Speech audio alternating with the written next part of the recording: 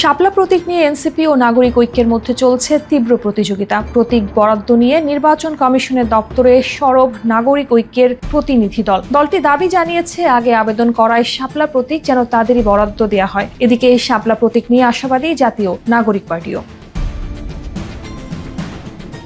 প্রতীক নিয়ে আলোচনার জন্য 2 জুলাই সিইসির সঙ্গে দেখা করেন নাগরিক ঐক্যের 3 সদস্যের একটি প্রতিনিধি দল। এ বিষয়ে দলটির সাংগঠনিক সম্পাদক সাকিব আনোয়ার জানান, 17 জুন কেতলি প্রতীক পরিবর্তনের আবেদন করে তারা শাপলা ও দোয়েলকে পছন্দক্রমে জানিয়েছিলেন। সেই অনুযায়ী প্রতীক বরাদ্দে যেন বঞ্চনা না হয় সেই উদ্বেগই কমিশনের কাছে তুলে ধরা হয়েছে। তিনি আরো বলেন, নতুন প্রতীক তালিকাভুক্ত হলে যেহেতু আমরা আগে আবেদন করেছি, তাই আমরা এই শাপলা প্রতীকের যোগ্য দাবিদার। নির্বাচন কমিশন থেকেও এমনটা আশ্বাস দেওয়া হয়েছে বলে জানান তিনি। তবে একই প্রতীক চেয়েছে নতুন নিবন্ধনের অপেক্ষায় থাকা জাতীয় নাগরিক পার্টিও। এনসিপির আবেদনের সময় এবং সামাজিক মাধ্যমে শাপলা বরাদ্দ পাওয়া সংক্রান্ত আলোচনায় উদ্বিগ্ন নাগরিক ঐক্য।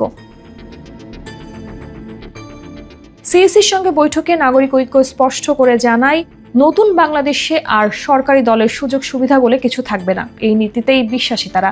এদিকে নির্বাচন কমিশনের পক্ষ থেকেও বলা হয়েছে, এখনো কোনো দল নিবন্ধন পায়নি, সবকিছু হবে যাচাই বাছাই শেষে। শতাধিক নতুন প্রতীক তালিকাভুক্তির প্রক্রিয়া চলছে, যার মধ্যে রয়েছে শাপলাও। নাগরিক ঐক্য প্রত্যাশা করছে, প্রতীক বরাদ্দে পূর্বাধিকার ও আবেদন তারিখকে প্রাধান্য দিয়েই হবে চূড়ান্ত সিদ্ধান্ত।